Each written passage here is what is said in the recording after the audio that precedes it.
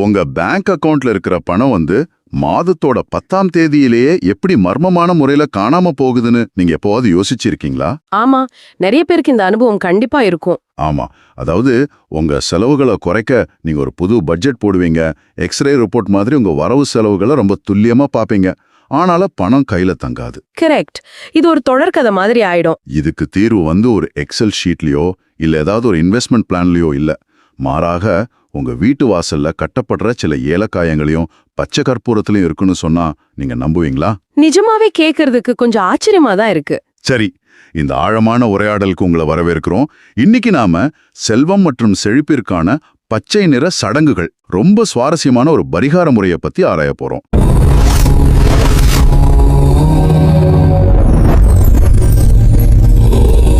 வணக்கம் நண்பர்களே, நான் உங்கள் காஷ்யப பி ராம்குமார், உங்கள் வாழ்வியலுக்கான வழிகாட்டி ஜோதிடர்.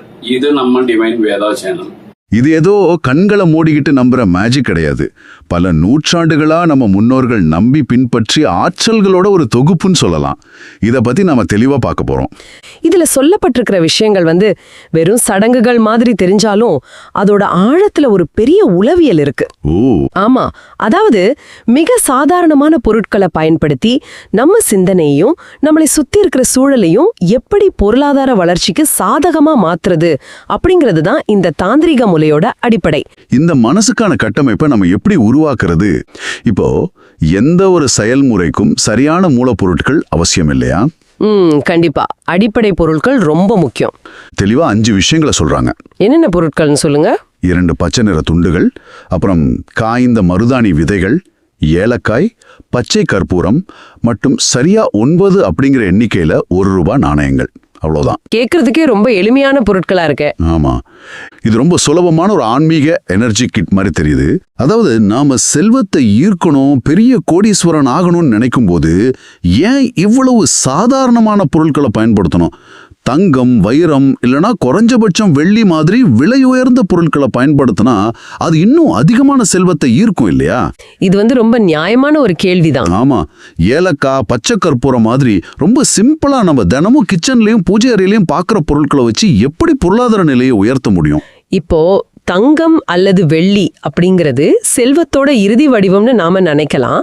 ஆனா நீங்க ஒரு காந்தத்தை உருவாக்க விரும்புறீங்கன்னா உங்களுக்கு தேவையானது இன்னொரு இரும்பு துண்டு கிடையாது. அப்போ வேற என்ன வேணும்? அந்த இரும்பை ஈர்க்கும் தன்மை கொண்ட ஒரு மூலப்பொருள் வேணும். இந்த ஏலக்காய், பச்சை கற்பூரம் எல்லாமே அந்த செல்வத்தை உங்களை நோக்கி இழுக்கிற காந்தங்களா செயல்படுது. இதோட பின்னாடி இருக்கிற அறிவியலையும் உளவியலையும் நம்ம பார்க்கணும். இப்போ பச்சை கற்பூரத்தையே எடுத்துக்குவோம்.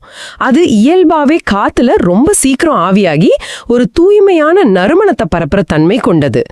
அது காத்துல கரையும் போது அந்த நறுமணம் நம்ம மூளையோட நரம்புகளை தூண்டி உடனடியாக ஒரு விழிப்புணர்வையும் அமைதியையும் உருவாக்குது.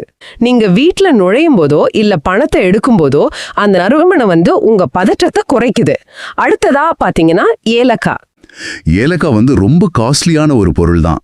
ஆமா, பல நூற்றாண்டுகளா ஏலக்காய் அதோட ஈர்க்கும் தன்மைக்காகவும் நேர்மறையான அதிர்வுகளுக்காகவும் அரசு சபைகள்லயும் வியாபார இடங்கள்லயும் பயன்படுத்தப்பட்டிருக்கு.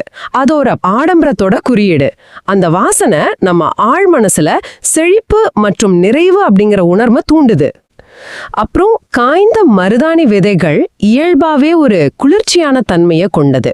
அது அந்த சூழலோட வெப்பத்தையும் கோவம், பதற்றம் மாதிரி உணர்ச்சிகளையும் தணிக்குது. அப்புறம் நீங்க நாணயங்களை பத்தி கேட்டீங்க இல்லையா? ஆமா, அது ஏன் 9 நாணயங்கள்? ஆன்மீகத்திலையும் சரி எண்கணிதத்திலையும் சரி 9 அப்படிங்கிறது முழுமையை குறிக்கிற ஒரு எண். அதோட நாணயங்கள் நிலத்தோட, அதாவது பூலோகத்தோட பொருள் சார்ந்த தன்மையை குறிக்குது. ஓ, நாணயங்கள் நிலத்துக்கான குறியீடா? ஆமா, நம்ம கற்பூரம், ஏலக்கான்னு எவ்வளவுதான் காத்துல கலக்கிற நுட்பமான ஆற்றல்களை பத்தி பேசினாலும் நிஜ உலகத்துல நமக்கு தேவையானது திடமான பணம். அந்த 9 நாணயங்கள் நாம உருவாக்குற அந்த நேர்மறை எண்ணங்களை நிஜ உலக பொருளாதாரமா மாற்ற ஒரு நங்கூரமா செயல்படுது. சூப்பர். சரி, இப்போ மூலப்பொருட்களை பத்தி புரிஞ்சுக்கிட்டோம். அடுத்து இந்த பொருட்களை வச்சு என்ன பண்ண போறோம் அப்படிங்கிற வியூகத்துக்குள்ள நம்ம நுழையலாம். கட்டாயம். வியூகம் ரொம்ப முக்கியம். இந்த சேகரிச்ச பொருட்களை சரிசமமா பிரிச்சு அந்த 2 பச்சை நிற துணிகளையும் வச்சு 2 தனித்தனி மூட்டைகளா கட்டிக்கணும்னு சொல்லுது. ஆமா, அது ரொம்ப முக்கியம். எல்லாத்தையும் ஒரே மூட்டையா கட்டாம 2ஆ பிரிக்கணும். 2 மூட்டைகளை கட்டின பிறகு முதல் மூட்டையை வீட்டோட பிரதான நுழைவாயில்ல, அதாவது நிலைவாசல்ல கட்டணும்னு கட்டுற சொல்லுது. இது எதிர்மறை ஆற்றல் வீட்டுக்குள்ள நுழைவதை தடுத்து லக்ஷ்மி கடாட்சத்தை ஈர்க்கும் ஒரு தடுப்பு அரணா செயல்படும்னு சொல்றாங்க. முதல் கட்ட பாதுகாப்பு இது. ரெண்டாவது மூட்டைய வீட்டில் நாம பணம் வைக்கிற இடமான பீரோ, லாக்கர் இல்லைன்னா பணப்பெட்டியில் வைக்கணும். இது பணவரவை அதிகரிக்கிறதோட வீண் விரயங்களை தவிர்க்கவும் உதவும். நான் இதை படிக்கும்போது இது ஒரு அதிநவீன 2 அடுக்கு பாதுகாப்பு அமைப்பு மாதிரி எனக்கு தெரிஞ்சது. நேர்களே, இது எப்படி இருக்குன்னா, உங்க வீட்டோட நுழைவாயிலில் இருக்கிறது ஒரு கம்ப்யூட்டர் ஃபயர்வால் மாதிரி செயல்பட்டு தேவையற்ற வைரஸ்களை தடுக்குது. உங்க பணப்பெட்டியில் இருக்கிறது ஒரு வட்டி ஈட்டும் இயந்திரம் மாதிரி செயல்பட்டு பணத்தை பெருக்குது. ரொம்ப சுவாரஸ்யமான ஒப்பீடு. இந்த 2 அடுக்கு பாதுகாப்பு அமைப்பு அப்படிங்கிறது தான் இந்த முத்த சடங்கோட இதயமேன்னு சொல்லலாம். அடுத்து ஒரு குறிப்பிட்ட கால நேரத்தை பத்தி பேசுது. இத வெள்ளிக்கிழமைகள்ல காலை 6 மணி முதல் மாலை 7 மணி வரை செய்யணும். இல்லன்னா பௌர்ணமி நாட்கள்ல காலை 6 மணி முதல் இரவு 11 மணி வரை செய்யலான்னு கட்டுரை சொல்லுது. நான் கேட்குறேன், எங்கிட்ட பொருட்கள் தயாரா இருக்கிற ஒரு சாதாரண செவ்வாய்க்கிழமை மதியத்துல நான் இதை செஞ்சா என்ன தவறு? நீங்க சாதாரண செவ்வாய்க்கிழமை செஞ்சா பொருட்கள் ஒன்றும் வெடிச்சு சிதறிடாது.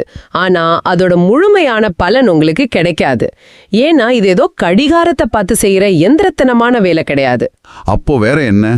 பிரபஞ்சத்தோட இயல்பான ஓட்டத்தோட நம்ம தனிப்பட்ட ஆற்றலை இணைச்சுக்கிற ஒரு நுட்பம் இது.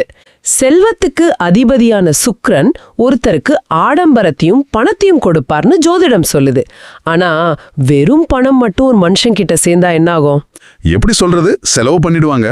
ஆமா, புத்திசாலித்தனம் இல்லாத ஒருத்தர்கிட்ட கோடிக்கணக்கான பணம் கிடைச்சா அடுத்த சில மாசங்கள்லயே அது அவர் முழுவதுமா இழந்துடுவார் இல்லையா? புதன் அப்படிங்கிறது புத்தி கூர்மை, பகுத்தறிவு மற்றும் தர்க்க சிந்தனை. பணத்தை எப்படி நிர்வகிக்கணும், எங்க முதலீடு செய்யணும், எதை செய்யக்கூடாது அப்படிங்கிற தெளிவா புதன் தான் கொடுக்கறார். இது ரொம்ப ஆழமான சிந்தனை. பணத்தை ஈர்க்கிறது மட்டும் போதாது, அதை தக்க வைக்கிற அறிவு வேணும். இது ஒரு அறிவியல் பூர்வமான அணுகுமுறை தான். இது குறிப்பிட்ட பொருட்கள், சரியான இடங்கள் மற்றும் சரியான நேரம் ஆகிய 3ம் ரொம்ப துல்லியமா இணையற ஒரு நேர்மறை ஆற்றல் வியூகம், ஒரு முக்கோண கட்டமைப்பு மாதிரி இது செயல்படுது. சரியான பொருட்கள் நம்ம புலன்களையும் மனதையும் தூண்டுது.